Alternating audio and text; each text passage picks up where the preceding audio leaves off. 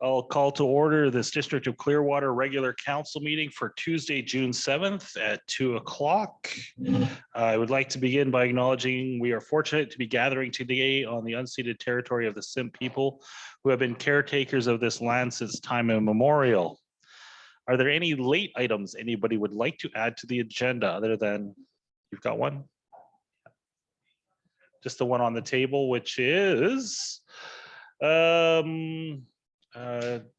staff report on human machine interface, which sounds kind of ominous, but I believe it has to do with SCADA. So that will be added on your agenda under, where should we put that?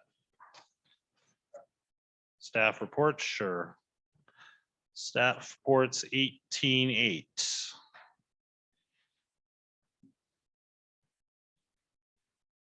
Okay, anything else that anybody like to add to the agenda? If not, can I get a mover and a seconder for adoption? Moved by Councillor Taylor, seconded by Councillor McKenzie. All those in favor? That passes. We have 3 sets of minutes at least here. 3 sets of minutes. First is minutes of special council meeting held May 12th, 2022. Any errors or omissions? If not, mover and a seconder. Moved by Councillor McKenzie, seconded by Councillor Frizzle. All those in favor. Second one is minutes of the regular council meeting held May 17th, 2022. Same deal. Moved by Councillor McKenzie, seconded by Councillor Taylor. Thank you. All those in favor. Okay. And third is minutes of the public hearing bylaw 262 and 263, May 17th. Moved by Councillor Taylor, seconded by Councillor Frizzle. All those in favor. Moving to page 2. Nothing in 6, 7, 8, 9, or 10. Mayor's report. Most of my conversations over the last couple of weeks since the last council meeting have been due with doctor shortages, ambulance shortages. Met with the curling club just now on issues setting up for this fall, and a few other things, but it's been actually a fairly light couple of weeks other than those topics. Moving on, Councillor Banford is away on a medical thing. Councillor Frizzle, fire away. Thank you. I attended the June 2nd election information session, which was very interesting and informative even. I talked to Stephanie Molina and wished her well in her new job. She was just finishing up the last of her work with the tourism Wells Gray. She's going to be on contract with them for a while, but was pretty excited about getting on with her new job, which she would have started yesterday, I guess. So it'll be sad to see her go, but I'm excited for her new position for her. I've been in discussions with the Healthy Living Coordinator on creating a volunteer database. One thing we've discovered is that we are lacking volunteers, so we're going to try and do a volunteer drive and see if we can generate some interest in getting volunteers back into gear again. Just met with the Economic Development Officer and we discussed some age-friendly projects for the future, so that should be pretty exciting. And the nutrition coupon program is starting at the farmers market again this weekend, and the individuals that get the coupons are up $27 a week this year, so that's quite substantial, and they get to buy honey on their coupons, so that's new, and that's a long time coming. So I just wanted to mention that I did attend the Hospital Auxiliary Garden Tea Party on Sunday. Very well attended. It was a lot of fun. And I think if Councillor Sim wants a new career, she should go as an auctioneer. She did a fabulous job. It was a lot of fun. And I think she generated a lot more money than would have been. But yeah, it was fun. So that's my report. Thank you. That sounded like fun. Councillor Herring.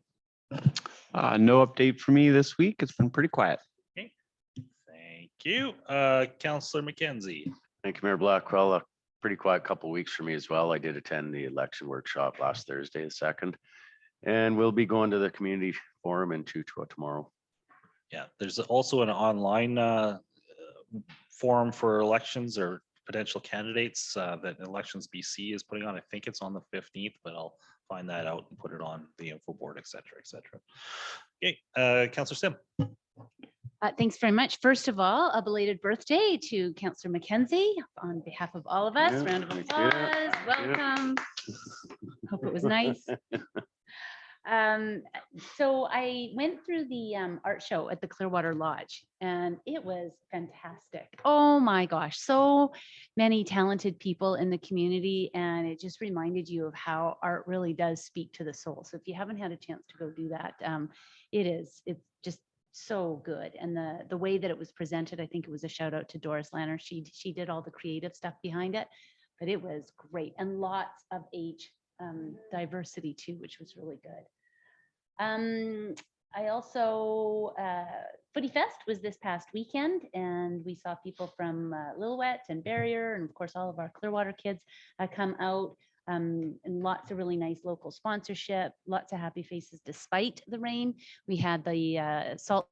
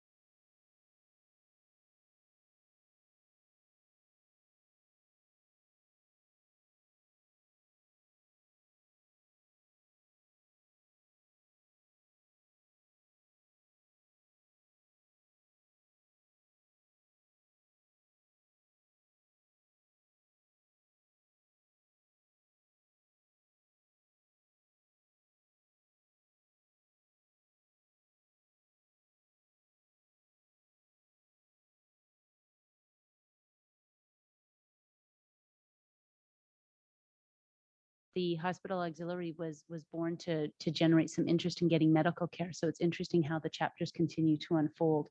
But the amount of services and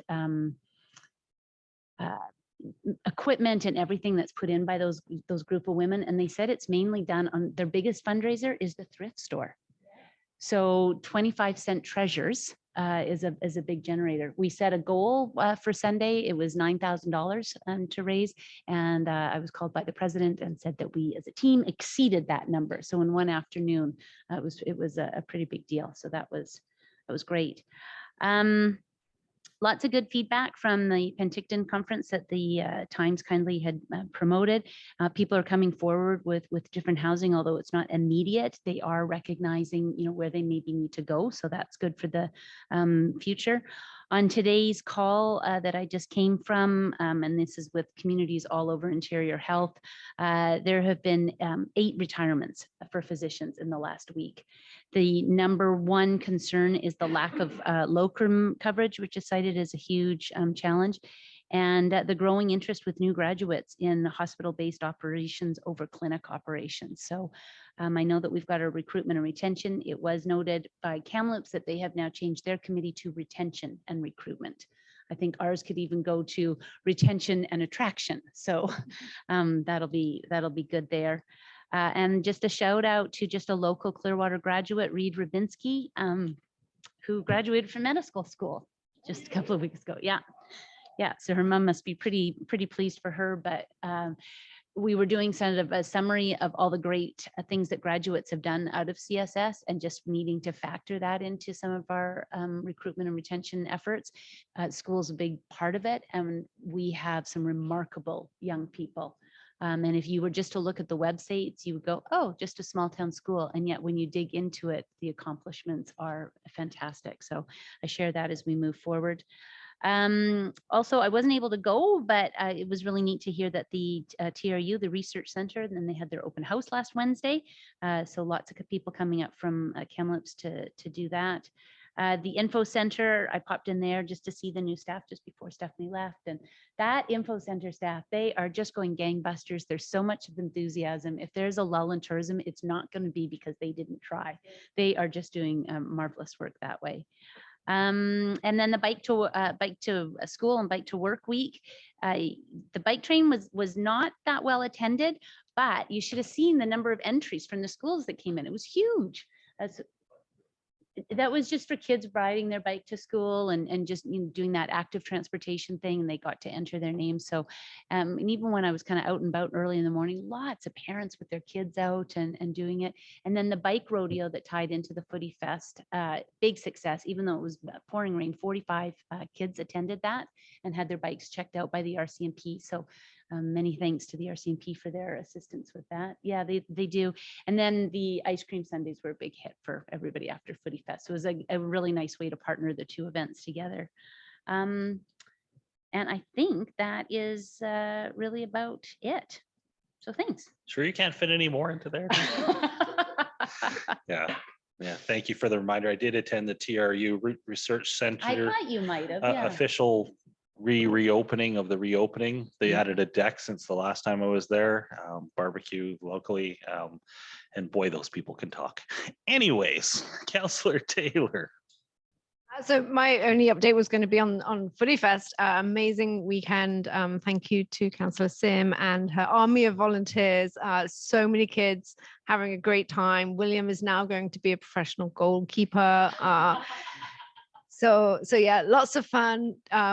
Great weather Saturday. Just yeah, Sunday it rained, but it did not stop those kids going out there and giving it their all. And yeah, great event. Well done, Shelley. Councillor Sam. Well, I will say that the other really spectacular thing about it was how many people came to cheer. Like the sidelines were just lined up. And so it was just real delight to see people gathering together and celebrating youth sport. Like it was freaking a tearjerker all day. Thank you for all that. That sounds like a lot of fun. Okay, moving down the list here, nothing under 13. Item 14, Committee of the Whole reports, Government Operations, Councillor Taylor.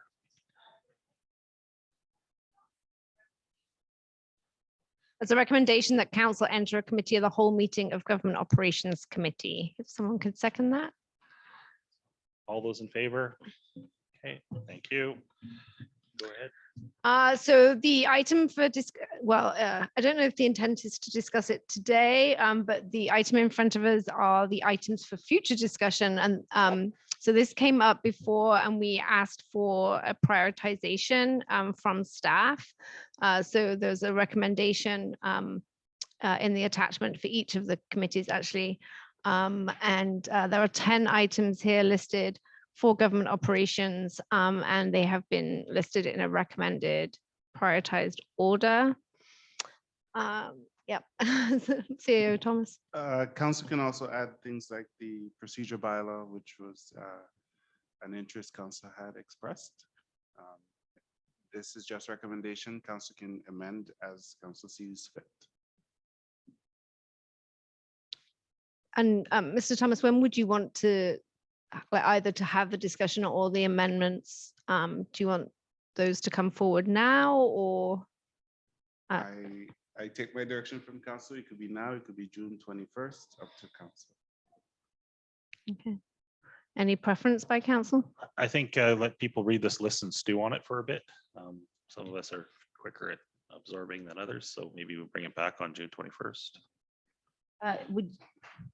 Councillor Sim. Would you want any sort of additions, like if if people have had a chance to, like there's lots, it's certainly, it's a lot to do right now, but are you looking for sort of additions or anything right now or just free flow? So I believe we're looking for anything additional. So as Mr. Thomas mentioned, the procedure bylaw was a potential one to add under government operations. Right. So since I've never been very good at policy or bylaws, but I will focus on the social development, and Councillor Frizzle did just bring that forward. I do feel that development and social connections is a big priority for the community. There's a number of places where either people who are new to town haven't had the opportunity to kind of connect, and there's a way to do power. The one story that I didn't share is that Bannister employees had donated $1,000 for Bylaw cards to the hospital auxiliary. And that's done. I don't know if you've noticed, if you're behind anybody from Bannister at the Bylaw and they go, do you have your loyalty card or whatever? And they go, I'm with Bannister. They create a collective amount of points that they then share out, and they share them out with the food bank, CSS, all sorts of different places.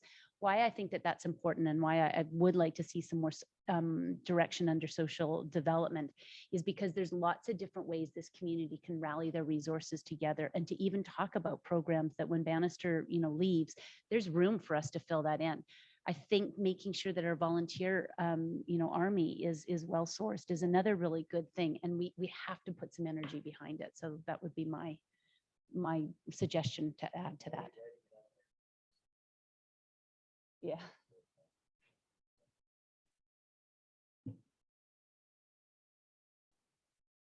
Any other comments? Oh, Mr. Thomas? Just one question. What's the topic area? Social development.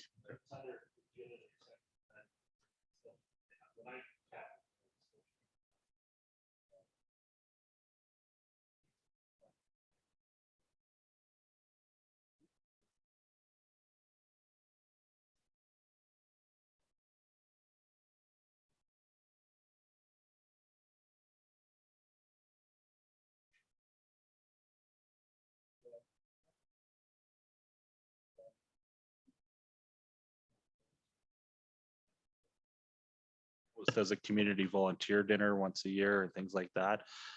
We have recognized volunteers in the past, but maybe we need to come up with a way of doing that for the future. Acknowledge people that just keep trudging away in the trenches and doing good for us, for our community, for sure. Well, it is true. And one of the things, I enjoy volunteering, but I don't have the energy to connect people with how they can volunteer. And that's a real gap on my part. I'm very guilty about that. So it would be really nice. I think what you're suggesting, Councillor Frizzle, is by having that volunteer drive or something, is we connect the organizations with the people. Be super fun to do some like trivia nights. Like we could really jazz that up. But I think that does kind of need to be one of our priorities with that moving forward. Okay. Councillor Taylor, you're still in charge of this thing. Sorry. Can't leave yet, my friend. Any other comments, questions, additions, or changes in priority order that we want to I'm just cover going to stew on now? it for Just stew on it. next 2 weeks. I'm going to pin this on my forehead because if I put it anywhere else, I'll just forget about it. But yeah. So should we ask to bring this back then for finalization at the meeting on the 21st? Does that make sense? Yeah, and even in the agenda setting is maybe we can really sort of carve out some time to address this. The only other one that I might add for government operations, and staff might have some feedback on the evenings for elections. We do have to talk about that time event for meetings. I don't know if that falls under that or not, but looking for a way to address that. Does that make sense, Mr. Thomas? It does. A great place for that would be under the procedure bylaw, because that governs the time of council meetings. Oh, I love it. It's already on the list. Super. Or is it? No, you added it to the list earlier. No, I suggested if Oh. the council wanted. Okay. Perfect. So yeah, per Councillor Frizzle's request, we'll add procedure bylaw to that list and make sure that, the council schedule is addressed at that time. Okay, if there's nothing else on this, we'll bring it back make sure it's on the agenda for June 21st, in which case if someone can make a recommendation that we rise from the committee of the whole. Motion moved by Mayor Blackwell. Somebody Can else get a put your second. finger up in the Councillor air. Frizzle has seconded that. All those in favor? Okay. So moving on, the next one is community and economic development infrastructure. Chair Banford is not here, so there is a recommendation that council enter committee of the whole meeting of the Community and Economic Development and Infrastructure Committee. Can I get a seconder on that, or mover and a seconder on that? So moved by Councillor McKenzie, seconded by Councillor Frizzle. All those in favor? So I'll just we'll go to Mr. Thomas. I'm assuming Park Drive trail construction verbal report. Or just fire away on as many of these topics as you want. Sure. Park Drive Trails project has been awarded last year. We ran into some issues with BC Hydro and TELUS at the intersection. Both of those issues, to my understanding, are now resolved, and we are waiting on the contractor to provide a start date. I understand part of the start date challenge is related to ordering some of the materials and some of the supply chain issues around that. Roundabout to Wells Grain, we've received the signed contract with some First Nations for archaeological and First Nations priorities, shall we say. We have also negotiated a snow clearing method with Wells Grain, which was part of the concern about the location being in front of the property. MOTI permit process, if not complete, is nearing completion at this point, and the project is ready to go. The contract has been awarded, and delivery of the contract has happened to all parties today. And so Borough Enterprises, owned by Doug Borough, has been awarded a contract to build that trail this year. It's now, because the contracts have been executed, it can now be a publicly announced. 37 East to Clearwater River Trailhead. That project has also been awarded to Borough Enterprise and would also be breaking ground this summer. We have also received the green light from School District 73 to use part of the property here for statutory right of way. That approval came, I believe, May 30th or 31st. And we are trying to complete the paperwork with School District 73 to execute on that. And the project schedule, I will circle that out on June 21st meeting, but I believe early June is when the project is scheduled to start. RFP for backup power. We have received generator sizing for both wells 1 and 3, as well as the DLCC. Public Works has recently confirmed the ideal location of the planned generator, which will be on the side of this wall, near the AC unit. We have encountered some challenges in the electrical room in this building. There is no space in there anymore, and so we're trying to figure out an outside electrical switch box as part of that project. I hope to have something for council on June 21st, but this is the only nuance thing that we're trying to resolve at this point. RFP for NTSP roof, we're working on developing that and hope to have that back on June 21st in time for public tendering process. We anticipate that project will cost over 100 grand, and so it will require council approval for awarding. Outstanding TMX crossing. TMX has indicated their methodology for the crossing from the secondary school over to just north of Wells Grain will change from open cut, which would have been very disruptive to the public, particularly residents whose backyards would be impacted as a result of this work. The new methodology is directional drilling, which is sufficiently deep to minimize the risk to district infrastructure, and where there is risk, the district is in discussion with TMX about what mitigation approach will be in place for that. And we're sufficiently happy with the proposal that we don't have any significant concerns for infrastructure at this point. That being said, the $950,000 planned in the 2022 capital budget as a result of this crossing will no longer be required, and that money could return to reserve or be used as an insurance in the event something catastrophic does happen on the district infrastructure. Those are all my updates. Questions? Councillor Sim, fire away. So the first question relates to the Park Drive and that trail construction. I'm not sure if that also involves the trail that goes down the steep bank. There's been some concerns that people have spoken about, is that it's becoming a smoking parlor. Yeah, people go and they smoke there. And so there's a request for maybe some signs and just, no smoking there. By the secondary school.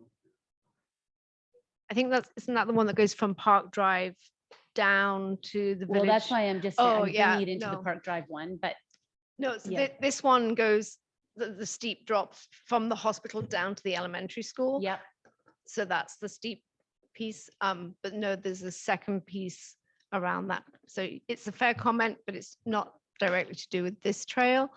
It's a separate trail that goes down to the flats. Yeah.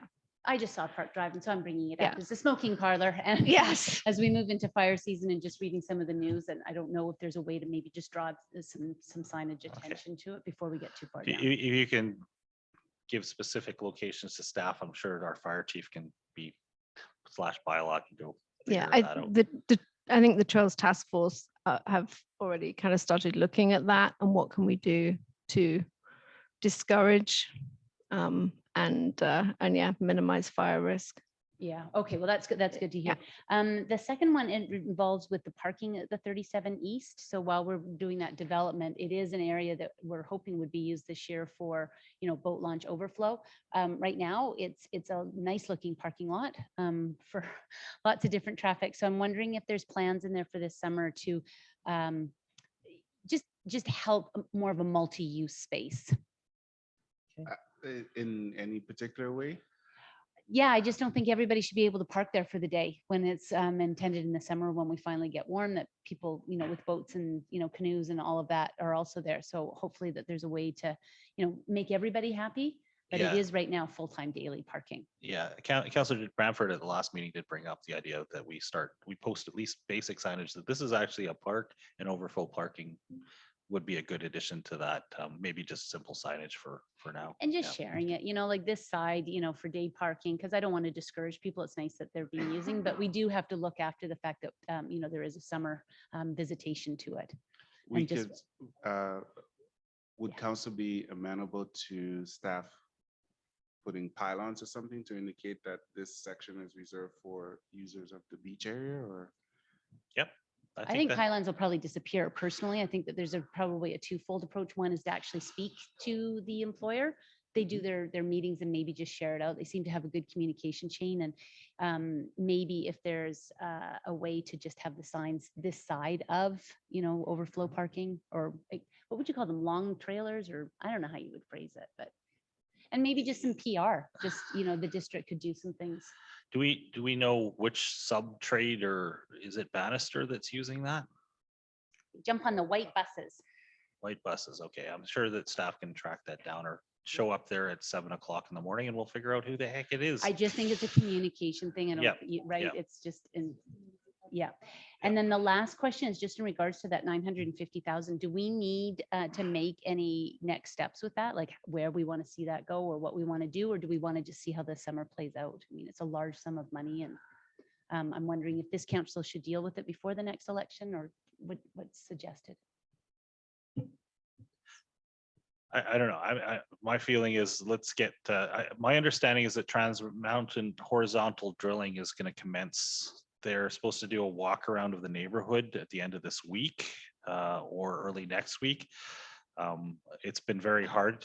My understanding is get a timetable out of them, but I have a feeling this is going to happen sooner than later just by inquiries.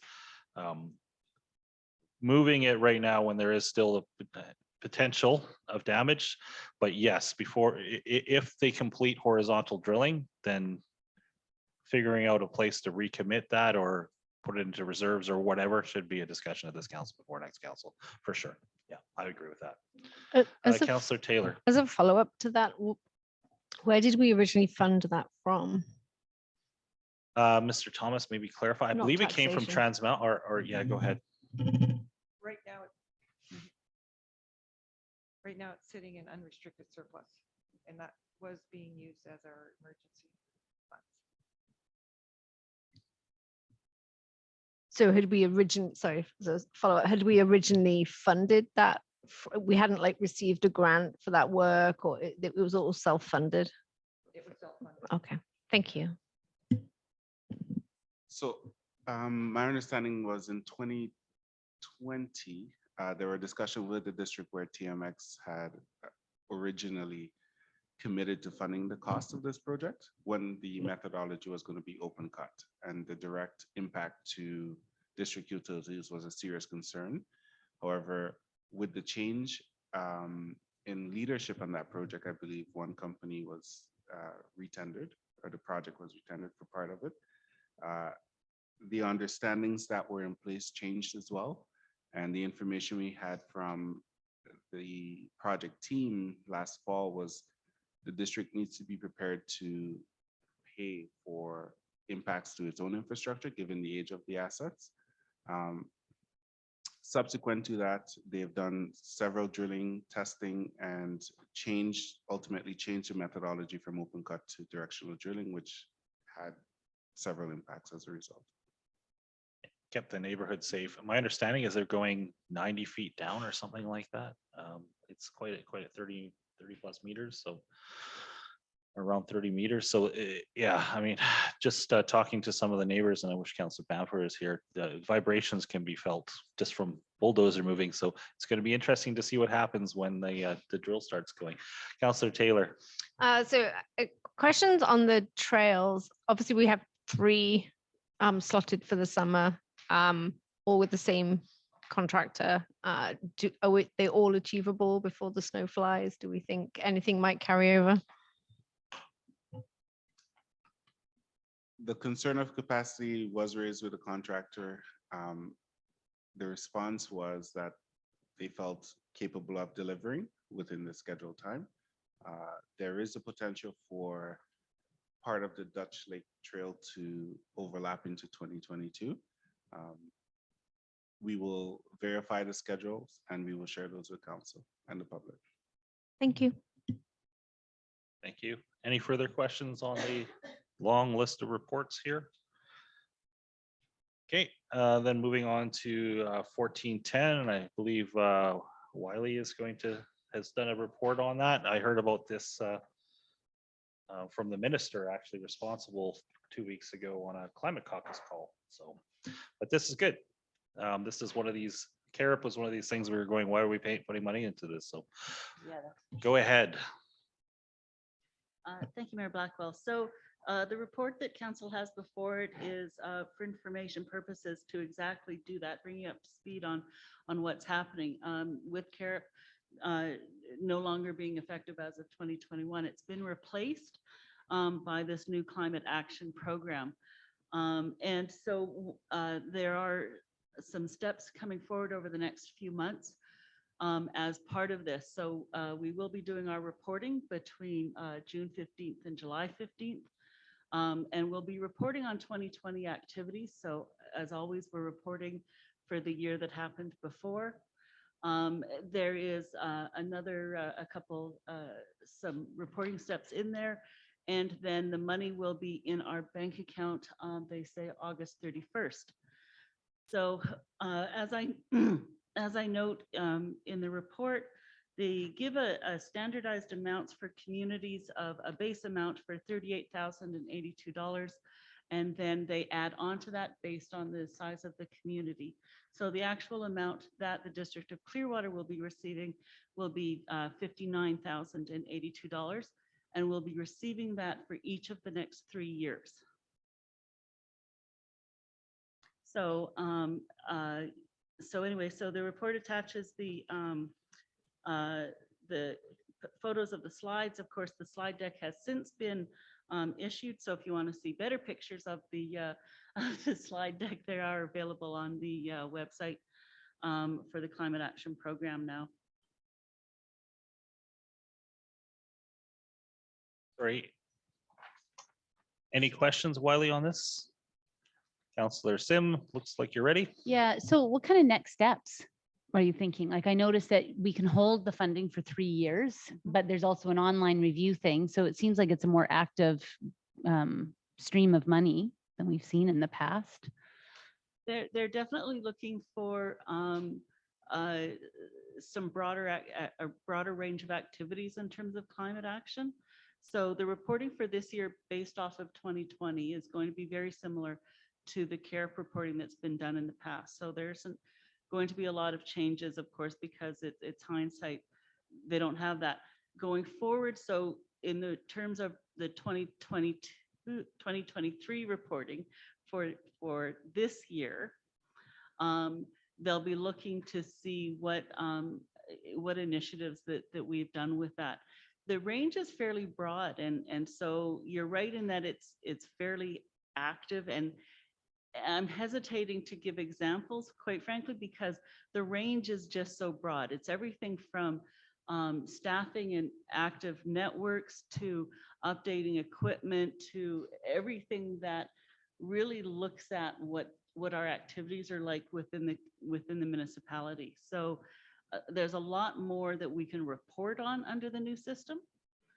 So that's a benefit for us. Herring. Can this funding be used towards staff? Yes.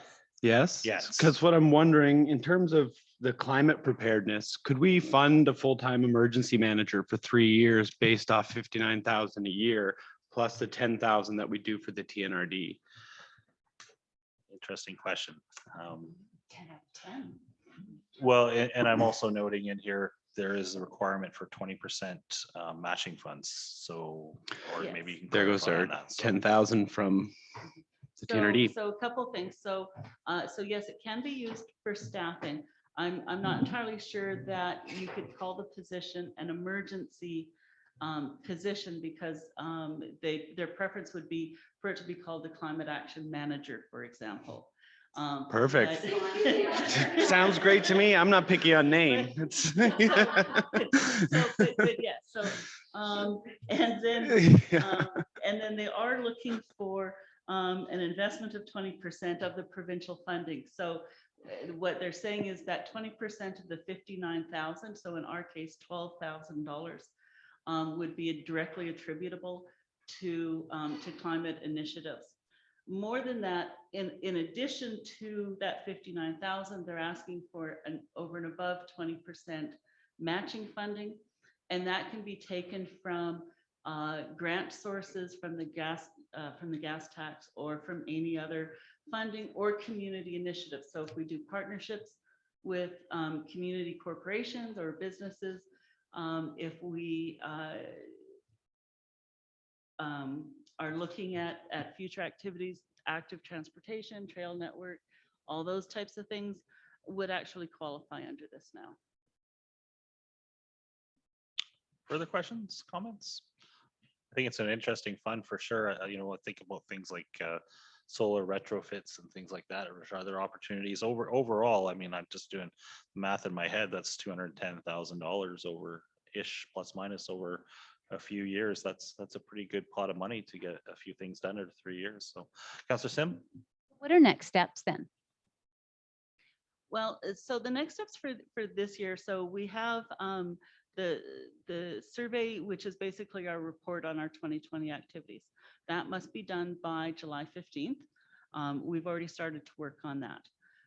By the end of July, there's an attestation that needs to be completed by the finance officer, which basically says that, yes, we have engaged in climate activities. That has to be in by the end of July. And then the money is deposited on August 31st. That is the timeline for this year. Those are all of the requirements for this year. Because it's a transition year, they've deliberately have kept it very easy, because no municipality has had the opportunity to plan for this. And then they'll be engaging in further discussions over the fall and winter to ensure that reporting for next year is going to be equally as reflective for activities of this year. So I expect that it will be similar to what CAREP has done, but they are looking at fine tuning it based on the activities that everyone engages in. So supplemental to that is I'm just looking for when council gets involved, or is that based on the survey? Or we've just seen Councillor Herring come up with a good example. The mayor's just come up with some good examples. So when does that get captured for discussion? Good question. Yes, please. There are two opportunities. Council can discuss this prior to the election as part of the prioritization setting. or council can tag this on for budget 2023. Okay, I think that's good. Put your thinking caps on, look at other examples in other communities. Councillor Taylor. Yeah, can I add to that? I think as we go through our budget process, or as the next council goes through their next council budget process, kind of as we did the business cases, maybe the different departments could come forward with potential ideas of how they could kind of spend and yeah, for the climate action, but kind of tagging it as a potential for funding through this climate action. Come on, I need my glasses. This program. Yeah, I think it's a great idea. I mean, it's such a fresh program that there's lots to be figured out on this one. I mean, yes, you're correct. It's so easy to spend it, but I don't think we've seen half or all the rule book at this particular point as well. So, yeah. Okay. Well, thank you for your report, and we'll stew on that one as well. We got lots to go on here. Moving on to item 1411, drinking water restriction policy. I do like in this one, just starting off at the beginning, the idea of having triggers go on actual consumption versus on weather dates as well. A couple different ways to trigger things, but go ahead, Mr. Thomas. So council had asked for an updated policy for water restrictions for the District of Clearwater. We took a look at some other models in other communities and looked at our operation itself, because what really drives the district's water reservoir system and infrastructure is our ability to produce water. Well 2 is not a viable source because well 2 has manganese within it, and that would require additional treatment, which we do not have the ability to do at this point. Well 1 and 3 is our primary source, which is located just at the intersection here. And as a backup to that, we have the intake, which is the confluence of 3 different streams coming together, which creates like a mini dam or pond, I will say, because dam has its own connotation, from which we treat and gravity feed up to our reservoir system. However, during freshet and particularly dry periods, the intake itself is not a reliable or viable source, because we have increased turbidity, or because the flow rate is actually below, well below the 20 liters a second required in order to use as viable source. And that puts 100% reliance on well 1 and 3 ultimately. And so we are proposing a couple of triggers. The first one being linking to the provincial drought and local drought levels. So if the drought in the area, or the level of drought in the area, is of a particular level, I think we're proposing that we marry our restrictions based on that. We are proposing continuing the water usage based on odd or even number, particularly for lawn care and that sort of activities, which is currently the model in place for the district. We're proposing reducing the cumulative number of hours from 8 hours a day down to 4. I believe that was a feedback I received from council in a previous meeting.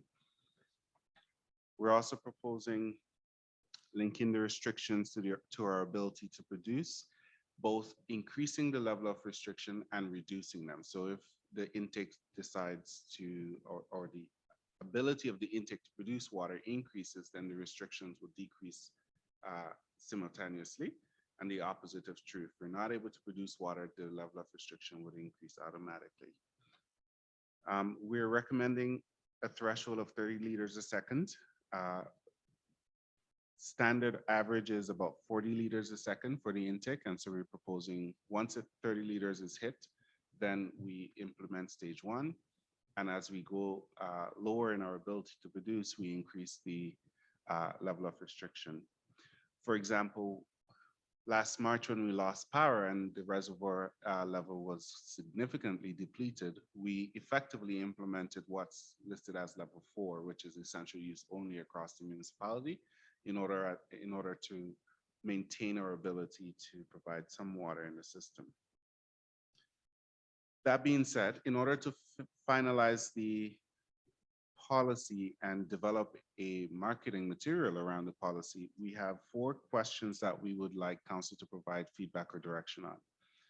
The first one is, what is the policy respecting to the splash park? The splash park does not have a recirculation system and requires the use of treated water. As a result of that, often during the hottest period is when the need for the splash park is the greatest. And so staff are looking for council's direction on what's desirable there. Second question, does council wish to suspend water sale services during any particular stage? Much like we had during March event, we had suspended the sale of water. It was a emergency situation. So we're looking for some guidance there as well. Third question, does council wish to create an exception or exemption for certain suppliers, for example, TMX, given the relationship that we have with TMX and the infrastructure upgrades, et cetera? Fourth question, does council wish to create a special permit for lawns that are larger? One of the discussion points with staff was, is a homeowner or a person able to physically water their lawn within the 4-hour time period or not? And if not, how does that impact their ability to care for their lawn? So I thought I'd ask the question. Questions on the questions? I hate lawns, but anyways, that's me. Councillor Taylor, did you have your? Yeah. So just a clarifying question, the attachment, the water restriction attachment, is that the current proposal of what we will go to? Oh, no, proposed. Okay, so that's the proposal for what we'll go to. So to the first question about the splash park, if in stages 1, 2, and 3, we have no restrictions on hot tubs and spas, then I would suggest that the splash park is considered a public spa, let's call it, or pool. So certainly through stages 1, 2, and 3, I would suggest no restrictions, similar to how private pools would be considered. I think that even at stage 3, we're talking, that's classed as severe drought. I think there's a possibility of reducing the hours for the splash park. I think that we, the heat of the day, or actually nobody's going to want to be out in the heat of the day, but a reasonable couple, 3 hours, 4 hours, and then we turn it off. But yes, as far as the next 2 questions, if nobody else has got anything right away, suspend water sales services during any particular stage 4, but as suggested in question 3, with the exception of people that already have permits, i.e. Trans Mountain, that require them to purchase water to continue their operations. And I think we have to plan for that when we're issuing those permits as to what level of purchase that they're going to require and what their essential needs would be. If we were to turn off sale of water to Trans Mountain right now, for certain aspects, the project wouldn't function. And that's sort of the trigger I'm thinking of. Okay, further from anybody? Councillor Taylor? For the third question, sorry, do you want further on question 2 or anything? Further on any of them. So for question 3, I think it would make sense to have a process whereby if a certain supplier or someone who had certain circumstances, they could come forward for an exception, as opposed to us preemptively determining exceptions. Yes. Is that, I'm not sure if that was what the proposal is, but I think that would be the better option, to have a process if somebody needs an exception. Okay. Anybody else? Go ahead, Councillor Frizzle. I was looking at the times, 6 a.m. to 10 a.m. I was wondering that, because that's 4 hours of watering, would it not be like do 2 hours in the morning, 2 hours in the evening? I was just thinking that I can just see this being a little difficult for some people, depending on work shifts and stuff like that. It just, yeah. And really at this particular point, I don't, with the permitted hours on this one, 12 a.m. to 8 a.m. for certain things, I'm just looking at fields and whatever else in here. this is probably going to be a complaints driven reporting system. So if we're not going to probably be sending bylaw around looking for these things unless they're complained about. So yes, a couple of timeframes makes a bit more sense, or splitting the time frame. I can't think of too many lawns that need 4 hours of continuous watering, or let alone, I mean, 2 might be stretching it, depending on what they have for systems. So, and really grow garden instead. I think that's what Councillor. it should be. Sorry. Yeah, go ahead, Councillor Taylor. On the kind of guidance, I guess the new guidelines under stage 4, I think by permitted use is essential use only. We're basically saying that use is restricted or prohibited. So I just wonder if it might be better to change that language to be more, because I might determine that my lawn sprinkling is essential. But I think what we're actually saying is that none of these uses are permitted during extreme drought. Thank you for that comment. Staff is writing that down. Any further thoughts on this one? Oh, go ahead, I Councillor. don't know why I have so many thoughts on this. So my my other one for question 4, maybe I should keep this. I would say choose the favorite part of your lawn that you want to sprinkle in those 2 hours. In all fairness, there are a lot of jurisdictions that once we hit probably level 3 or stage 3, that lawn watering is not permitted. Cut your lawn short and let it die. So we're all actually at this point, from what I'm seeing, probably being more generous than most places. And we may have to rethink, council may have to rethink this in a year or 2, depending on, I don't think this year is going to be a problem. I don't know why, but in a hot year, that this might not even be restrictive enough.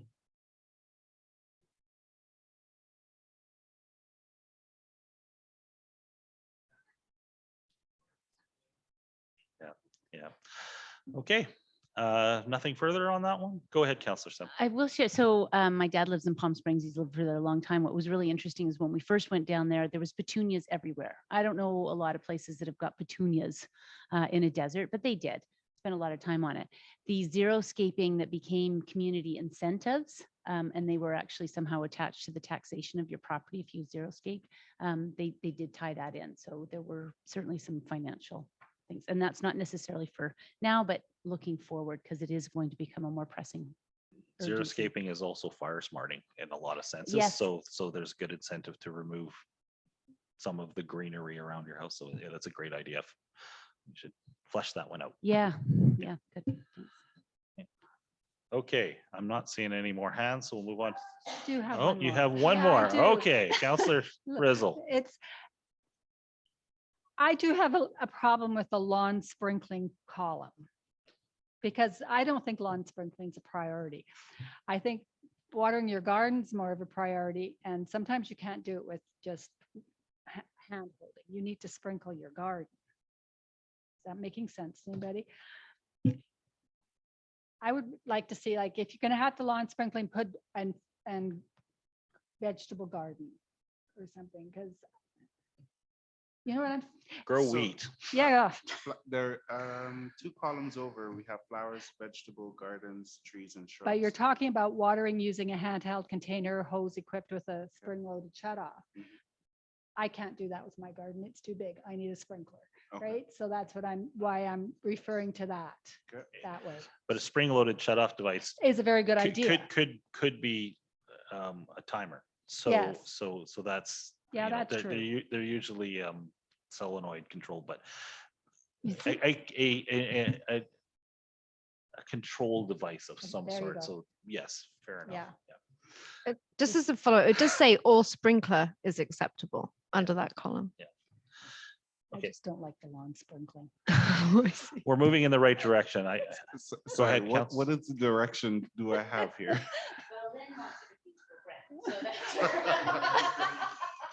So Yes, brown is the new green. paraphrasing, I think everybody likes pretty much everything here. Yes. Just maybe work on the wording on 3 columns in stage 3. Spring loaded or automated shut off device. Sprinkler.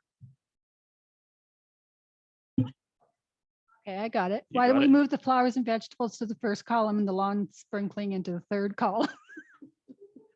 Okay. Okay, cool.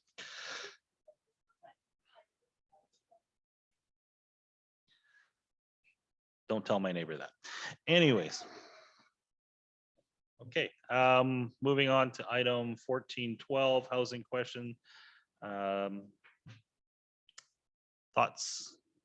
I did hear an interesting one the other day, and I'm trying to remember which jurisdiction in BC did it, but they made a very simple choice, which was to reduce the minimum allowable footprint for a house by 1/3. So they're down to under 600 square feet or whatever as the starting point for level 1 zoning, which cuts your costs and a few other things. Councillor Herring.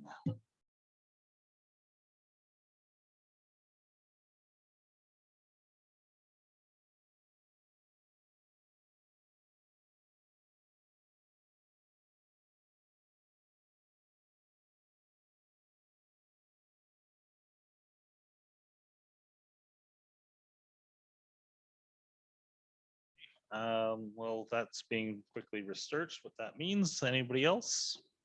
Councillor Frizzle? I know we have this issue about the environmentally, whatever, I can't remember the acronym for it. Step code, that's it. Yeah. And I get that we need to do that, but how are we going to do that under affordability? I think we need, if the government wants that to happen, they need to drop the price. I think they need to make it affordable.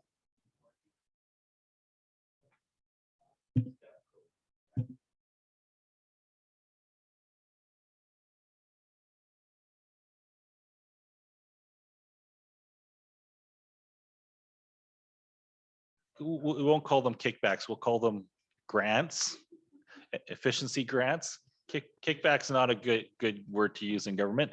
Anyways, but yes, I agree with you. Yeah, yeah, and that's been done. I mean, BC Hydro has done that on heat pumps and other things like that. Yeah.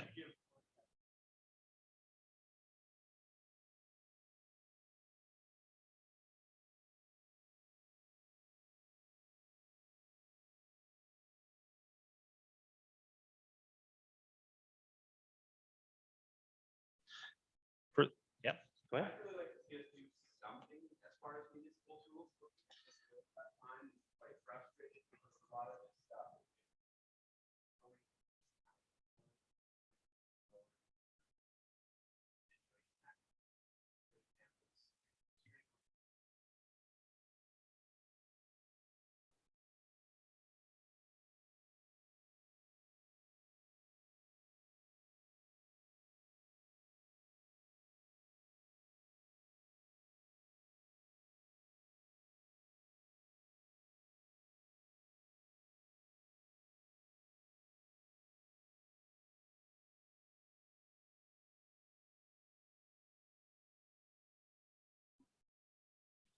Fair question.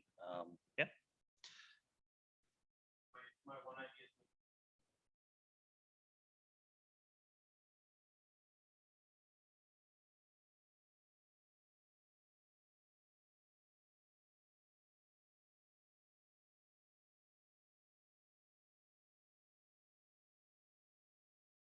Lots of examples of other communities that have streamlined, especially the building permit process, taking it down to, and the intention for us has been the same thing. You know, that has to be balanced with the concept that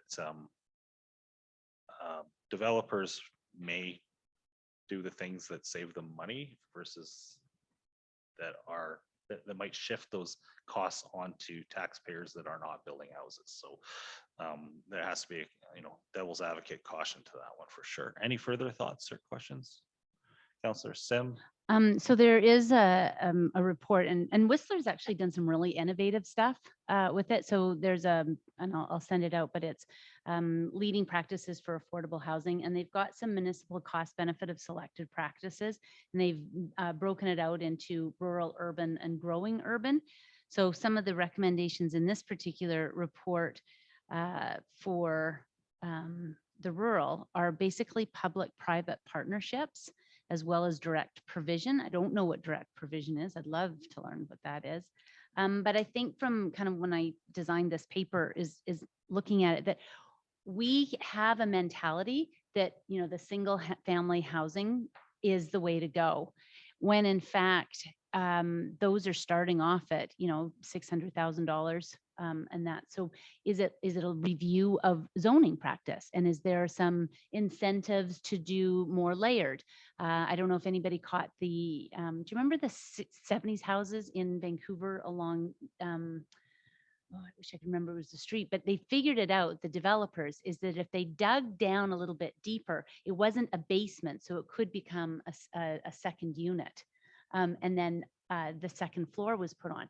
So there was a way to get around that zoning premise, but I'm not sure that we're encouraging kind of a look on zoning. We're sort of, you know, what do you want to do and bring it forward, as opposed to designing a look for our community. Maybe even looking at incentives for, you know, that public-private partnership over, you know, more apartment buildings, more condominiums. Again, that's a zoning issue, reviewing our OCP. And I feel really badly that I didn't necessarily support that review, but I was wrong. I think we do need to review our OCP and look at the various zoning opportunities and where we want to adjust those. Thank you. Further thoughts or questions? I agree on the looking at the OCP. I think there's a lot of things that have changed in the world on how people want to live in their houses. I had an inquiry from Bowen Island on our tiny house study that we did. I've actually passed that on to 3 or 4 communities, and that wasn't very large, but it's a starting point for a lot of people trying to hop into a pool that nobody's really gone for a swim in yet. So. The other thing is I do think that even the last one from Municipal Tools is the engagement and communication. I don't necessarily know if we've got an accurate pulse point of where we're at. Like, all we know is that there's some challenges. But I have a child who's looking to buy a home, and they've decided that living at home forever is going to be their best option. That's just not going to work. But what was really interesting is that their comment was that I thought that there was a housing crisis because people were just like greedy. She's like, but it actually costs that much to buy a home. So this awakening, and how do we manage that, and what do we do? I think that there's, you know, some financial literacy that's also involved with that. And I think that, you know, how do we build these secondary suites? Bill or Councillor Herring, you've often referred to that. Can we have an open house where we get some collections of ideas about people's stories, their realities, what they have to offer, what they have come up against for their challenges and their opportunities? So I'm gonna, just before you go into there, you know, the whole point of this being on the item is what do we want to do about this? And I think you just basically stated it. One option there is let's have an open house at some point. Maybe it's this council, maybe it's next council, because we are running against a bit of a time crunch in this term. But that we have a citizens, developers, everybody invited. What do we do about housing at Clearwater Forum? Maybe just, you know, do what Kamloops does is we're listening.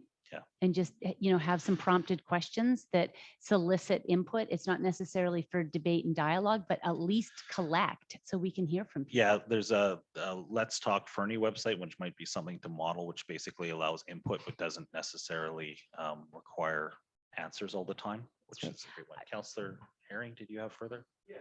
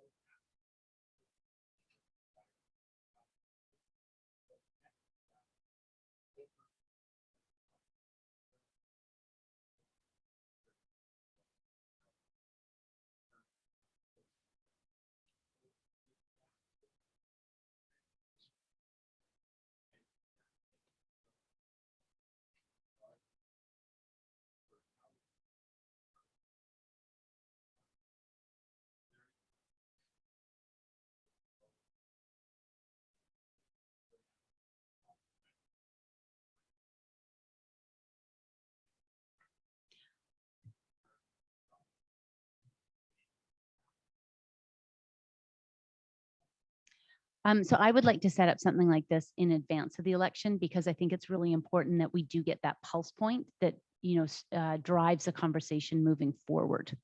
And I also think it allows it to be preemptive in terms of next summer, because in that we're going to look at short-term vacation rentals. I'd love to hear where people are at with that, how that's impacted them, and whether they are needing to rent or whether they're needing to operate such a thing. But to be in advance of this conversation, having some data, I think will help serve next council. That's my thought. Thank you. I think that gives staff some direction, or that we can ruminate on and come forward with maybe a proposal on a forum of some sort, or an input channel. We'll go with that. Anything further before we move on to, or move out of this committee of the whole?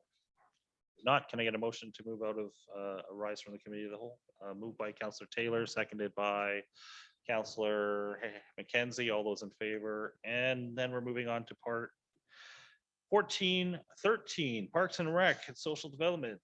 Councillor Sim, Oh, what do I get to say about that? next meeting is July 12th. You could say that. Yeah, I could say that. I think that's a great thing. But the thing, yes, I do. That's what I'm going to say. It's July 12th. Okay, well, that's awesome. Thank you. Thank you for the prompt. Moving on to Joint Services Committee, Councillor Herring. Next meeting is July 11th. Thank you. Select Committee reports, Cheryl's Task Force, Councillor Taylor.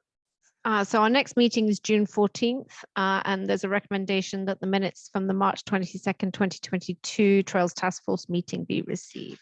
Can I get a seconder on that? Councillor Frizzle, all those in favor? Thank you. Community Economic Development Task Force, Councillor Frizzle. In August, okay. Maybe we can pair that with the last one, the housing thing.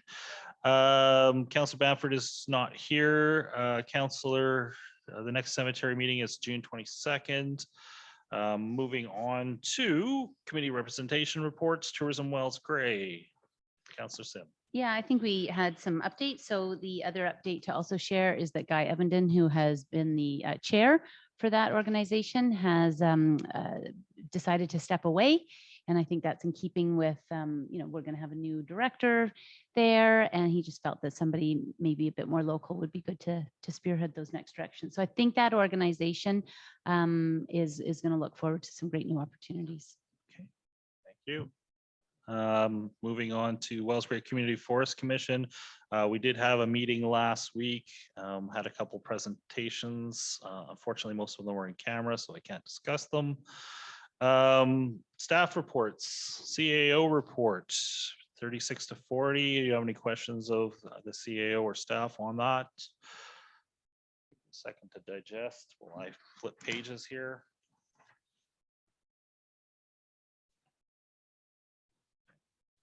Once again, we're busy as heck, as normal. If nothing, you can always touch base with the CAO after the meeting or any other time. Annual municipal report in your agenda. One very large tree killed in the process of this, but lots of nice pictures and lots of good information in there. We do have a recommendation, but are there any comments or questions of staff before we move to the recommendation? Once again, good work. I would like to say that Clearwater in this report is much sunnier than Clearwater for the last 2 months. So, but yes, boy, do we look good in pictures. We'll go with that. Okay.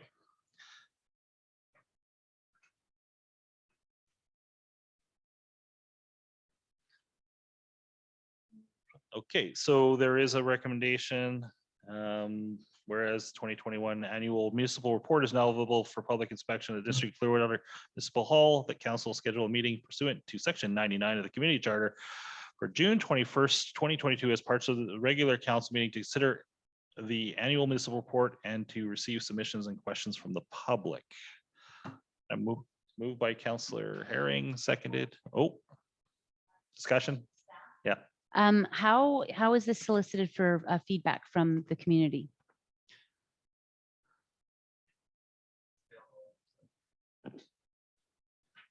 Well, I know I look at the website daily. It is available on the website currently, just with the other annual reports where they are, but we are going to put up a post about it as well. Okay, so to drive some interest and some traffic or Yeah. something, just So we, Maybe if we, yeah, we can promote it a little bit on Facebook as individuals, it'd be good. Good to know what we do here. Okay. Seconder, I think Councillor McKenzie was sticking his hand up. Okay, all those in favor? Thank you. Seasonal speed limit by Dutch Lake. Have the signs gone up as of yet for this year, Mr. Thomas? They have not. The Okay, sign is scheduled to be changed tomorrow, subject to council's decision. Council, I'll miss Councillor Taylor first. So can I ask, did we delay it for this decision? my hero. And the reason for that is because if we had changed it yesterday when it was originally scheduled, and then council made a different decision, we may be in fact creating confusion on the roads.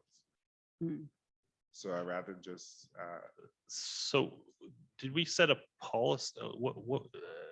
I thought it was May 15th, September It's just 15th. brutal. Yeah. Yeah. Whoa. There were a couple mitigating factors in that. You did bring it to my attention. And I did talk to staff about it. At the same time, driver's tests were scheduled last week. And there was a concern by the testers that we would be changing a speed limit in the middle of driving tests when people had practiced during one test and whatever. So it was a little bit more than just the decision to hold it off this week. But go ahead, Councillor. So my comment is we are almost a month late to what is currently committed to in our bylaws. Like, I'm open to the debate of whether or not we think that May 15th is too late. And we are always going to have the risk that driving tests are happening straight after we've just changed the speed limit. So I think the only way to mitigate that is you move to a year-round 30 km/h. For the sake of 15 seconds that it takes extra to drive that 300 meters at 30 km/h. Okay. You go 50 kilometers after that. So any further comments or questions from council on that? I'm in favor of sticking to a May 15th, September 30th deadline. I think that generally captures the weather when people go swimming and the park is busy. Yes, there may be years like this where it rains and it's cold and nobody's there anyways, but getting caught with one of those days where it's sunny and everybody's there, we're talking about the safety of children at this particular point. Okay, Councillor Herring.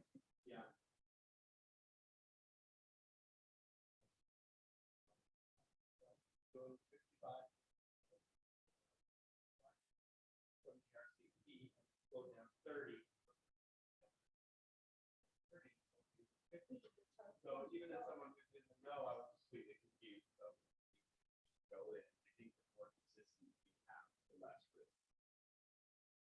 Okay, so Yeah.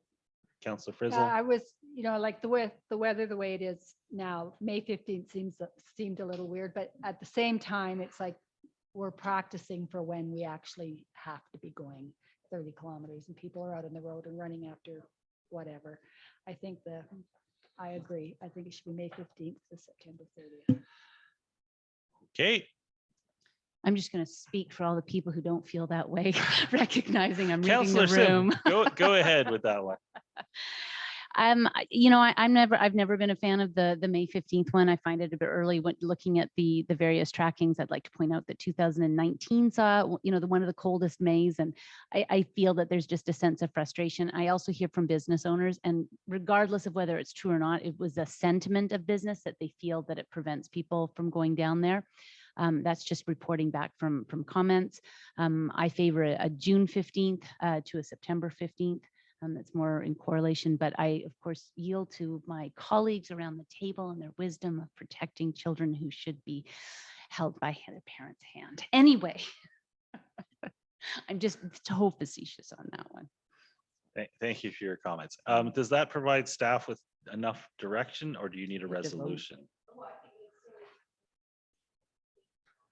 Well, it's not bylaw, it's policy, is it?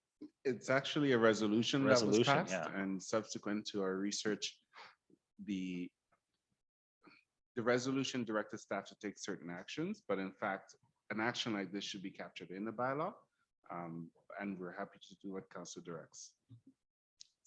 Councillor Taylor, would you like to make a recommendation? So I would recommend, I believe that the best option is to go to option 3, which is the traffic to add the speed, that's seasonal speed restriction into the bylaw.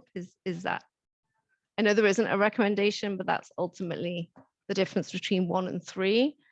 1 means we keep it out of the bylaw, but 3 puts it into the bylaw for better governance, is my understanding. So do you want to set a time frame on that? Is it May 15th in your recommendation? Or? are you- Oh, are I you don't think the actually gonna- recommendation Sorry, you're gonna- changes. Are you gonna put a, you're gonna put Maybe a, around summer sorry, months. it's not a recommendation. It's, are you gonna make a motion to that effect? Sorry. So I can't remember what the option, I've lost power. Okay, Oh, do you need the paper copy? there's one behind you as well. Thank you. Yeah, so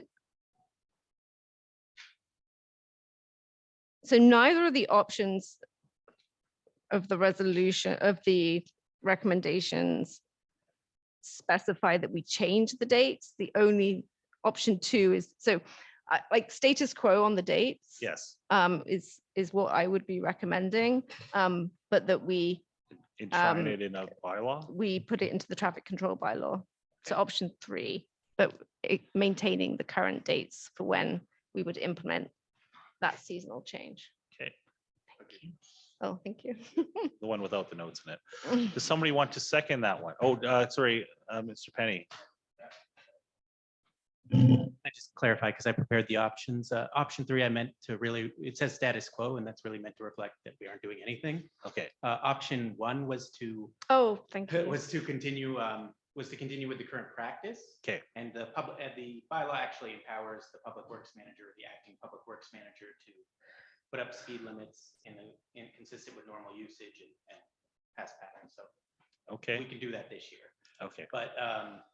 And then the second part was to change the bylaw reflecting the speed limits. And there are a few other speed limits that have been caught by past resolutions of council. Okay. That we could enshrine in there as well. Okay. That's true. That would be the subdivision. Subdivisions, boat launch, yes, okay. So apologies, it's option 1 then that will, apologies. I was Okay, trying to so- go off memory. But So we're gonna go with option 1. Do we need that in the form of a motion? Would you like to make option 1 in the form of a motion? I would like to make option 1 in the form of a motion, but with no change to the dates. So it would be May 15th to September 30th. Okay, seconder on that. Further discussion? We'll work on the Councillor Sim Dutch Lake bypass. All those in favor? Okay. I will And that, support all of you and that passes. unanimously. Moving on to item 18.4, the need for an extra groundwater monitoring well. There is a recommendation there. Okay. Any questions of staff on that? Basically, it's to be in compliance with our water licenses, my understanding here. So it's sort of a must do anyways. Councillor Taylor? So I think is it a question? Yeah, I think my question would be, given this additional expenditure, and there's another one also for 30,000, the on table. Each of these individual requests all make a ton of sense, but they're not budgeted, and we're going to keep taking them out of unrestricted surplus. And my concern is that it might be unrestricted, but it's not unlimited. And it's very hard for us to kind of really holistically see like where we're at all the time with that unrestricted surplus. So based on these 2 decisions that are on the table today, what would be left in unrestricted surplus? Great question. Before I hand it over to the Director of Finance, we are planning to bring forward a financial report to Council on June 21st. Thank you. Go ahead.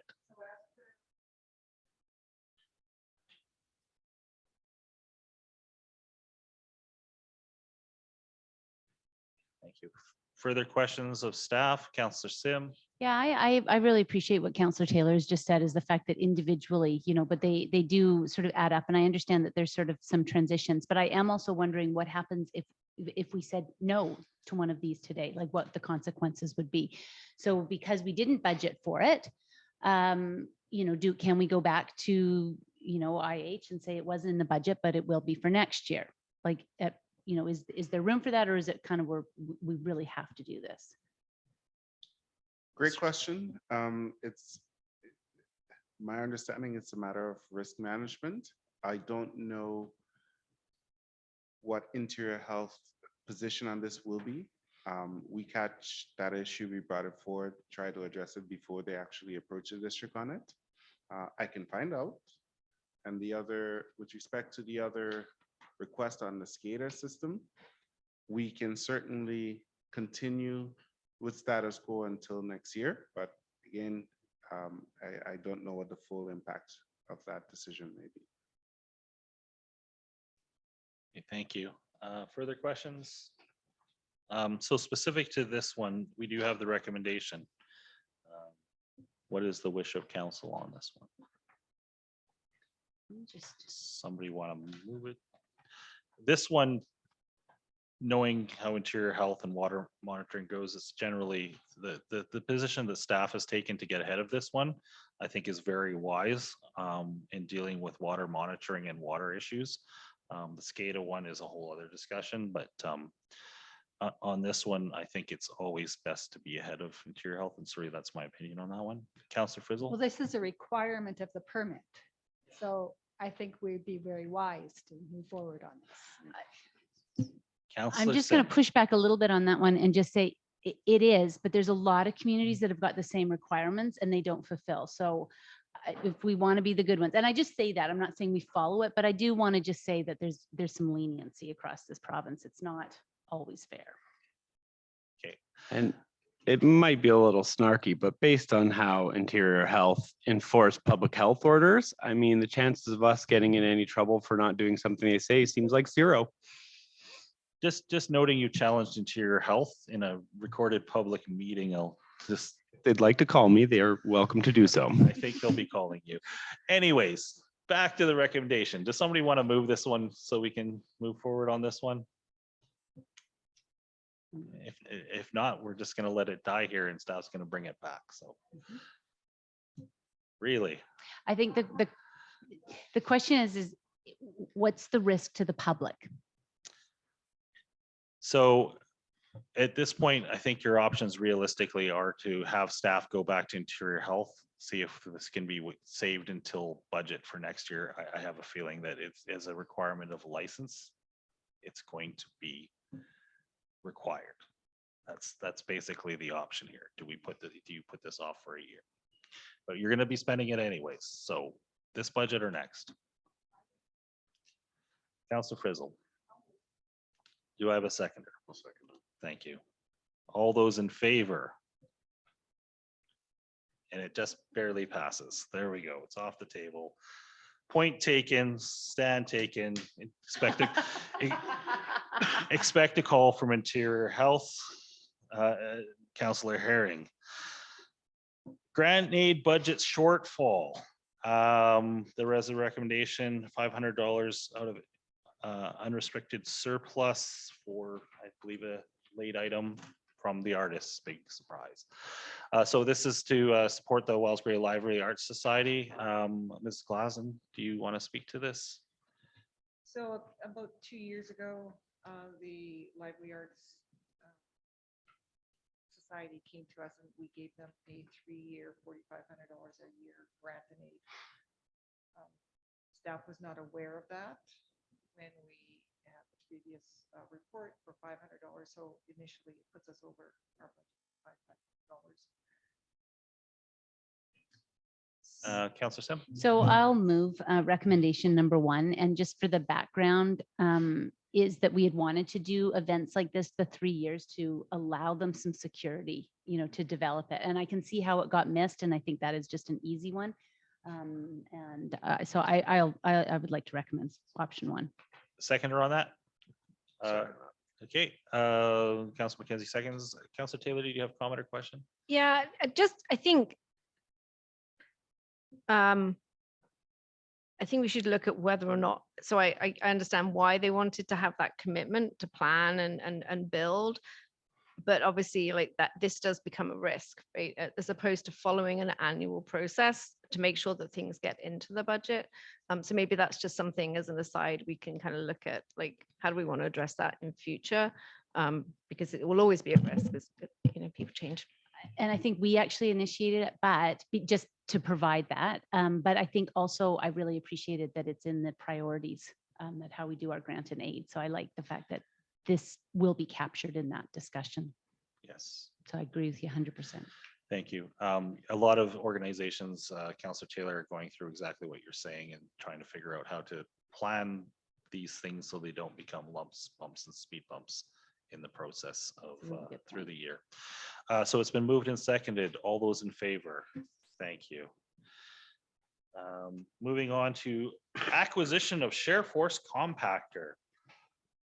Not quite small tools, but there is a recommendation for the $4,900 to complete the purchase of this accessory to the backhoe. Anybody want to move it and second this discussion? Questions of staff? Moved by Councilor Taylor, seconded by Councilor Herring. Discussion. All those in favor? Okay, thank you. It's just something that, but we still came in under budget on that acquisition, which is fantastic. Item 18.7. Council community representation July to end of term. There is a list there as suggested, but if people, yeah.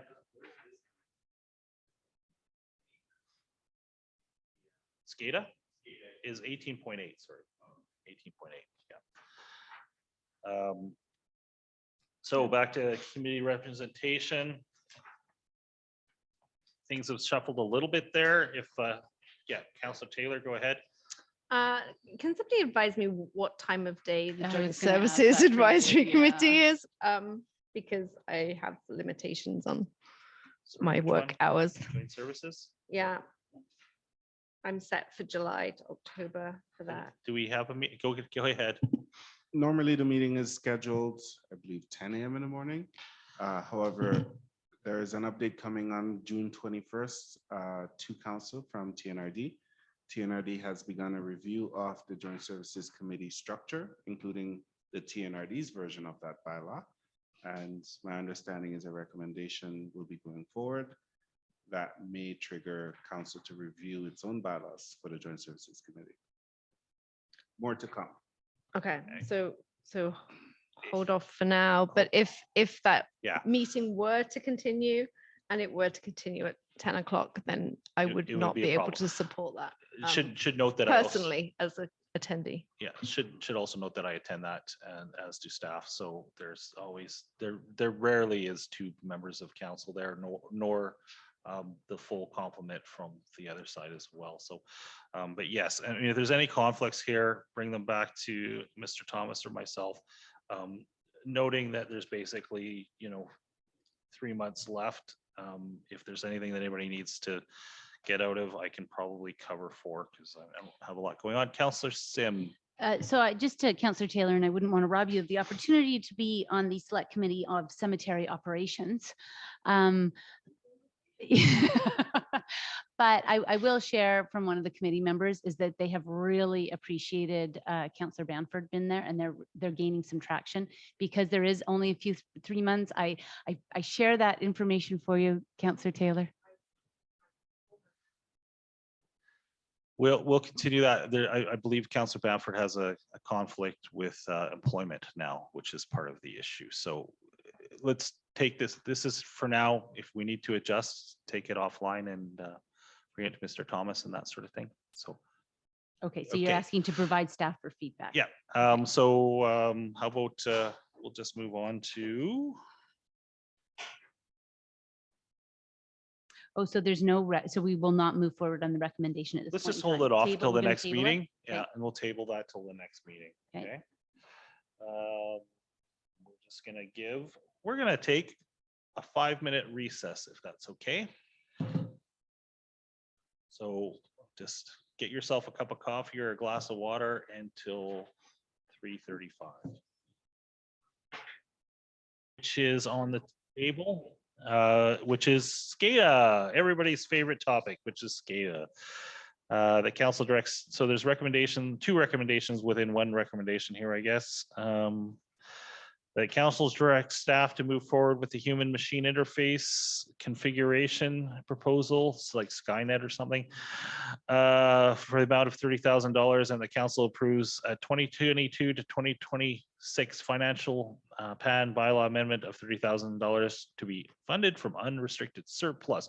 Are there questions of staff, or maybe Mr. Thomas wants to comment on this? Yes, Yep. explain. Sorry. Yeah.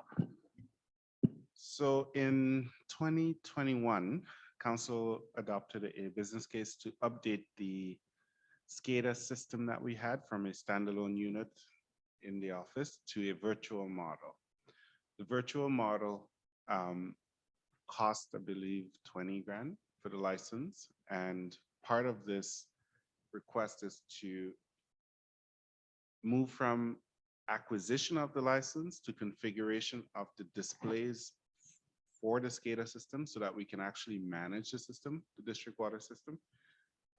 We need to be able to see things like overview of the entire district network for SCADA. We need to understand all the different set points throughout the system, whether it be the TMX, Laguna waste collection point, whether it be the booster station, wells 2 or well 1. We need to understand how the lift station interacts with everything else, where we have alarms in the system, and be able to triage the alarms and respond appropriately. And so in order to accomplish that work, it requires programming done by the district's contractor, which is also the district's electrical engineer. This is a specialized service. It requires computer programming, and it's going to cost about $27,800 for that work. Go ahead, Councillor Herring. Couple concerns that jump out at me. One is the cost to learn to use the tool is more than the tool cost itself, which is an interesting one. We paid 20,000 for this upgrade, and now it's 30 to learn to use it, which is frustrating. The other thing I have a question about is how do we not see this beforehand as a cost built into this upgrade? Like, it feels funny to be sprung on us now. Want to take a crack at that? Oh, okay. So it's just something it's missed kind of thing. It's difficult for me to speak to this because I wasn't here when this was brought forward. So I really have no knowledge of it. And Further? yeah, I'm just wondering in terms of this, so we need a programmer to program this. Does this programmer need to be well-versed in sewage systems as well? So this is kind of a crossover between the programmer and somebody who knows our system? No, it's the same. So the district has a contract with a company that maintains our SCADA system, has over the last number of years. They're the ones who require programming because they have to take the different facilities that they're aware of in the district network and visualize them on a screen and create a program to represent those units on a screen. So it's the same company that we've always been working with, I shouldn't say always, that we have been working with for a number of years now. And they're the one who are supporting us in the programming aspect of this. So what is that company contracted to provide at this point? They are contracted to provide, I'd have to verify the exact scope of their work, but they are contracted to provide troubleshooting for a SCADA system. Anytime we encounter an alarm that we're not able to resolve, we contact them to support us with that.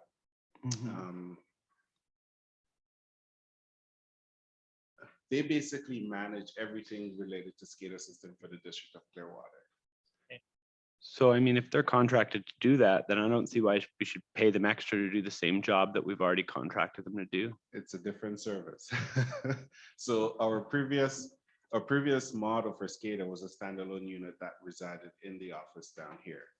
This model is no longer in place, and we have to transition everything that was on site to a virtual model now. And the virtual model, the acquisition of the model, it only came with the license, not the configuration of it. Okay, so basically we're going from Pong to Minecraft, I think, in a sense. But we paid for Minecraft and now we're paying for another thing. I it don't know seems if we- like. So we Yeah, paid a separate company called VT SCADA for the license, the seat, in order to access the virtual SCADA model. And now we also have to pay our contractor to set it up for us so that we could actually use it. Okay. Bought the TV, now we're paying somebody separate to install it and get it running. functional. Yeah. Councillor Sim. So I'm trying to figure out the timeline here. So I've got in 2020, the district was issued an amended permit, which contains several conditions the district is required to meet. That's for the lagoon. Where am I? What page are we at? On the- Separate. Oh, we have to go to here. Yeah. All right, wait. So there's more money being asked. Mhm. Oh, for God's sakes.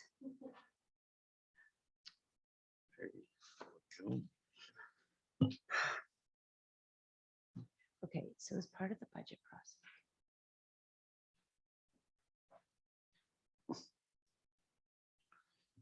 Yeah, I do have a question. We don't have a new public works supervisor in place, do we? We don't have a director in place now, No director in place. not as yet. So are you still doing that job? I am. Mhm. Right. The SCADA and the history of it was this was supposed to save us money. And yet I'm not sure I've ever seen the business case that it does save us money because it seems it's often like the toolcat, it just keeps adding on. And like licenses, are we bound to this? Is it actually working the way it's supposed to? Is this time to do a reset? Like, I'm just unclear about, are we really saving money using SCADA? I can't speak to the cost savings again, because this program started prior to Yeah, my yeah, of arrival. course, yeah. I'm trying to bring it to a conclusion and a useful tool for the district in managing its system. We can't go back to the old model because that's no longer in place. If we don't move forward, we're effectively realizing a sunk cost of $20,000 with no significant benefit to the district for what it was intended for. So in here, it says it also became, so this was, the installation was completed September 2021 and staff began training on the new system. By October, the new SCADA server was now functional, accessible to Public Works. It became apparent that further system configuration was required. So what types of other further systems configurations? Because that's a tough one. This is sort of the mapping out digitally of the system. That's correct. Making all the connection points between, say you have an alarm that triggers at a pump station, how that would affect everything down the line from there, or I don't know. That's kind of what I was reading into it. So numbers 1 to 20 on page 2 of the report highlights all the deliverables that would be a part of that cost. So Herring. Do we have an obligation to use our contractor on this, or could we put this to tender and see if anybody wants to compete with this bid? That's a great question. I'd have to get back to you on that, Councillor. It depends on what's in the contract with the district and the contract. Any further questions? It's SCADA. It drives everybody nuts. I would say, having worked with SCADA independently of the district, it is a incredibly difficult system. It is requires specialized contractors that are dedicated to this. I consider it like being an actuary or a high-level accountant. It's not for everybody. It's for, even in the computer sector, it would be a very small niche number of people. But making this into a usable system that what's being proposed here basically turns into something that's translatable and usable for staff, not computer experts. So I think that's the intent with this. Councillor Taylor. So, I mean, I hate, sunk costs and wasting money, but based on what you just said, are there better options than this? Like, I also I don't like throwing If you're good talking money about, after bad, if right? you're talking about better options than SCADA, Yeah. not that in my knowledge, and this is the standard Okay. out there. So So really, you- we you- have no option. I'm thinking back to our planning thing where we were on a different system for everything, and the rest of the world was on ArcGIS. We'd be putting ourselves into Betamax tapes while everybody else is going VHS. So that's kind of what we would be doing if we went backwards. And do you want to spend all the money we've spent on SCADA, starting with something new from scratch? Councillor Herring. To me, I wonder if we can talk to other communities. The reason I was suggesting maybe tendering this out to other people is this feels really not good to finally get a bill now for an integration that's more than the cost of the original license. I feel like there's got to be some solution out there. Like, we're not the only town that's had to input this. And, did every community that went to SCADA pay their contractor $27,000? Like, I'm kind of wondering, there's got to be some way to make this cheaper for us. And I just have a feeling that this is maybe a high-end estimate, and we might be able to sort of wiggle this down. That's my take anyways. Fair comment. Any further comments? Councillor Frizzle. I need to get clear in my head what this is. If this is done, who's actually working it then? Is it the contractor or is it staff that will be working the system? So the contractor would create it, Yeah. the visual aspects of it, of the system that we have in the ground, and staff will be using it to manage the system.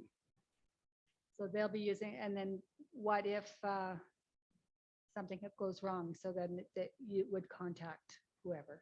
That's correct. So for example, on number 4, alarm page. It's important for us as operators of the system to understand where there is an alarm in the system and what type of alarm that is, whether it's high chlorine alarm or some other type of information. And that will be the point at which staff respond and fix that alarm or the issues causing the alarm. Okay. Okay. There is a recommendation, 2 technically.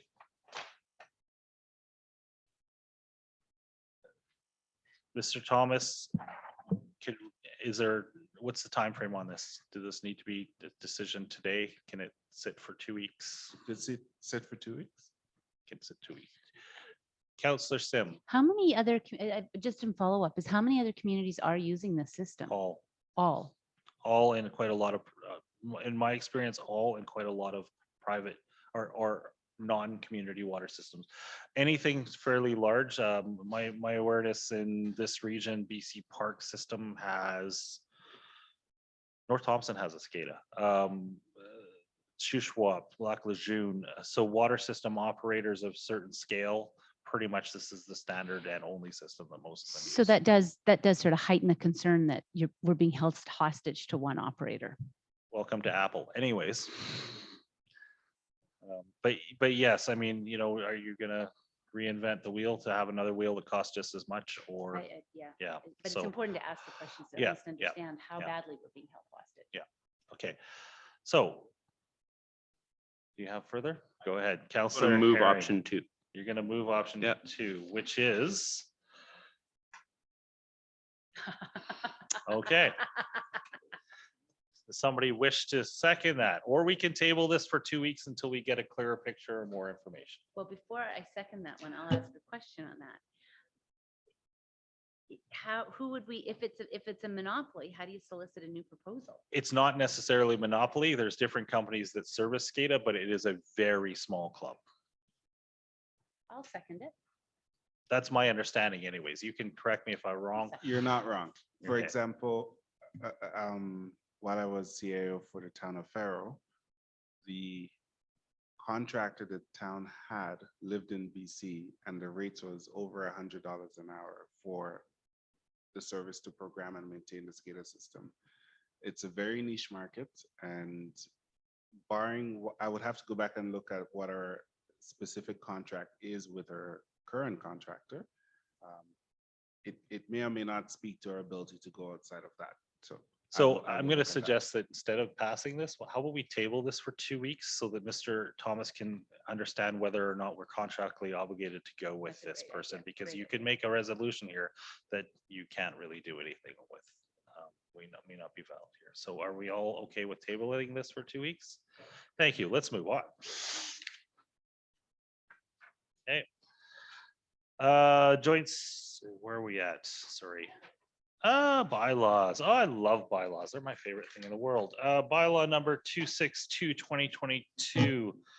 There are 2 bylaws here. This is on table for those that didn't get it. 262. Okay, there is a recommendation that the official community plan amendment bylaw number 262, 2022 be adopted. What is the desire of council? And mover and seconder on this one? I'll We've move it. Thank you, Councillor Taylor, seconded by Councillor Frizzle. District of Clearwater bylaw number 262, 2022, a bylaw to amend the District of Clearwater official community plan adoption bylaw number 93. Whereas the District of Clearwater Council has adopted the Council Clearwater official community plan adoption bylaw number 93, 2022, and whereas the Council of the District of Clearwater deems it desirable to adopt an amendment to the Clearwater official community plan bylaw number 93, 2012. And whereas the plan is consistent with the region's regional growth strategy and waste management plan, and the amendment does not affect the district's financial plan. Now, therefore, the Council of the District of Clearwater in open meeting assembles and acts as follows. This bylaw may be cited as the District of Clearwater official community plan adoption bylaw number 93, amendment bylaw number 262, 2022. All those in favor? Thank you. And moving on to the next bylaw 263. Mover and a seconder on that one. Related, moved by Councillor Mackenzie, seconded by Councillor Frizzle, we'll call that. District of Clearwater bylaw number 263, 2022, a bylaw to amend District of Clearwater zoning bylaw number 133, whereas an application number RZ 22-01 for amendment to zoning bylaw number 133 has been made, and whereas the desirable changes in uses of land have been considered, and whereas the zoning amendment conforms to the District of Clearwater official community plan.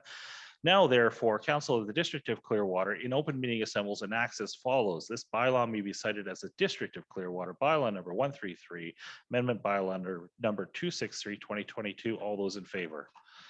And that passes. Thank you. And then we move on to Joint Services Committee bylaw review, verbal update. You already spoke a little bit to this. Anything further? No. Okay. Thank you. So nothing under correspondence required. 21-1 Valley Connector. 21-2 UBCM invite for BC Hydro, if anybody wishes to meet with BC Hydro. Sorry. And then the last one is North Thompson Arts Council minutes. Some interesting programming on there, which looks really good for the summer.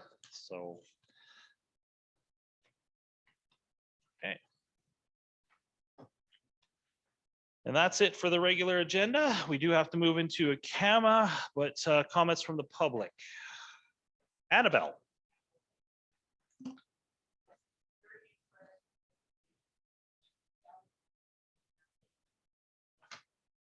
Yep.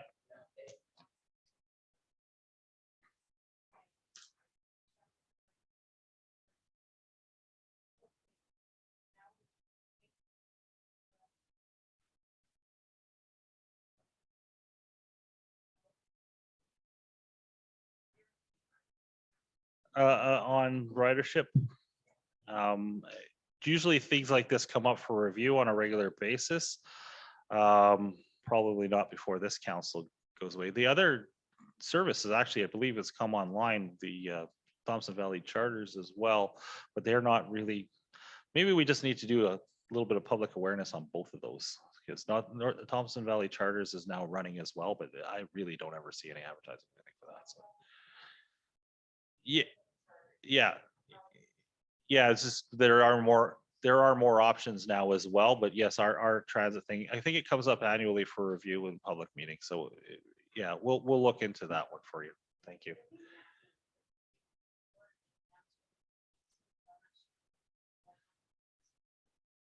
Long bus. Anyways, yeah. Yeah.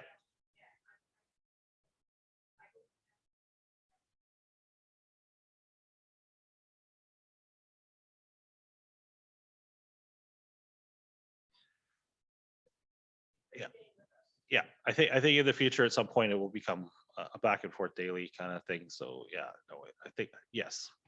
As capacity, as use grows, then obviously we review capacity and how many trips, etc. It really depends on usage, and it's in partnership with the TNRD. So yeah.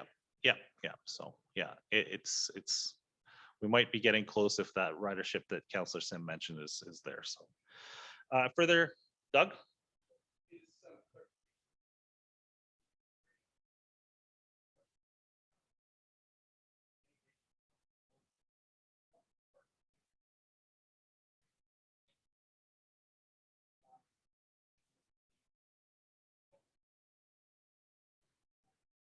Yeah.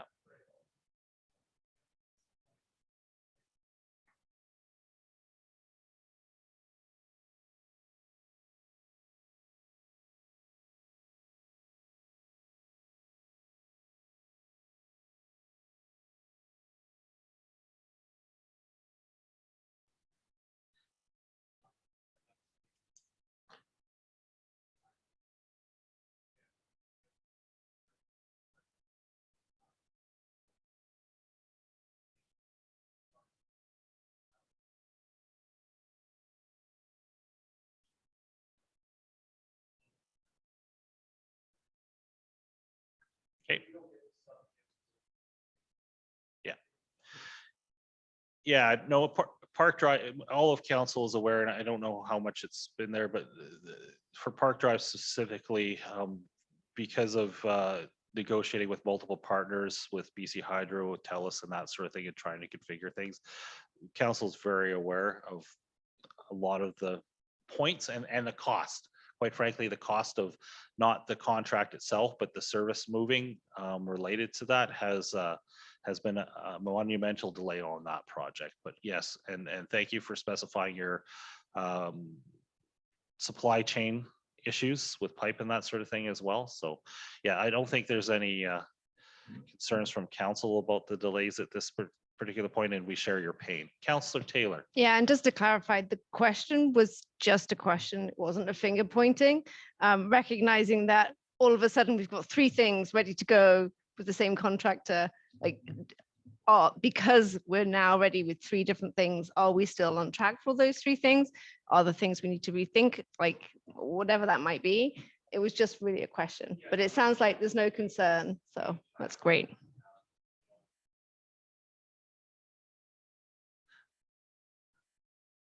Okay. I'm sure staff will, you know that. Yeah, sure.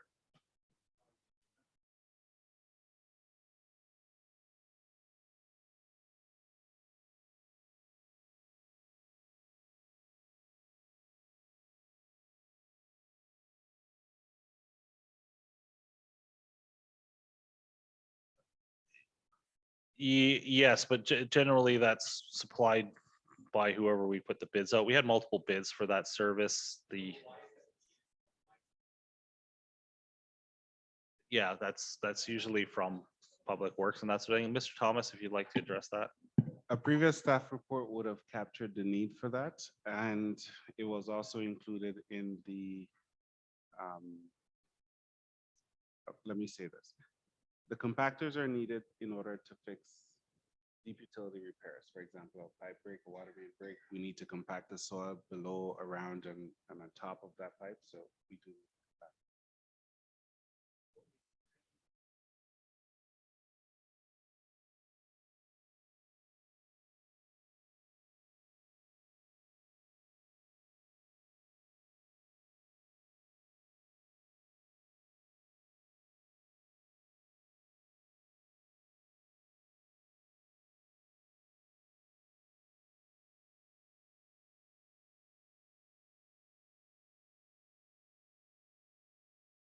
I think it was the direction of staff at the time when it was put forward. I don't know if that was part of the bid process. I can't speak to that. It was part of the bid process as optional equipment at this particular point. Like, yeah, it's one of a million things we look at, but yeah. But yes, we'll think about that one. Thank you. Further questions from the public? Carol, Director Schaefer.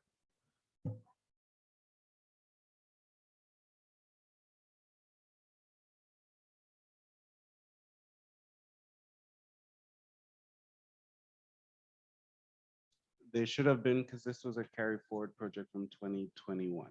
Yeah. It was on our agendas last year. Yeah, just it's taken time with like everything else.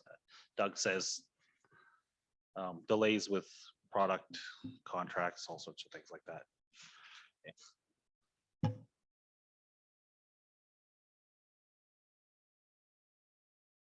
Yeah, so we can do some microphone tests again. I noticed a lot of counselors weren't always consistently using their microphones, but yeah, I think we'll just kind of, I don't always pull mine tight enough to my face and that sort of thing, but yes.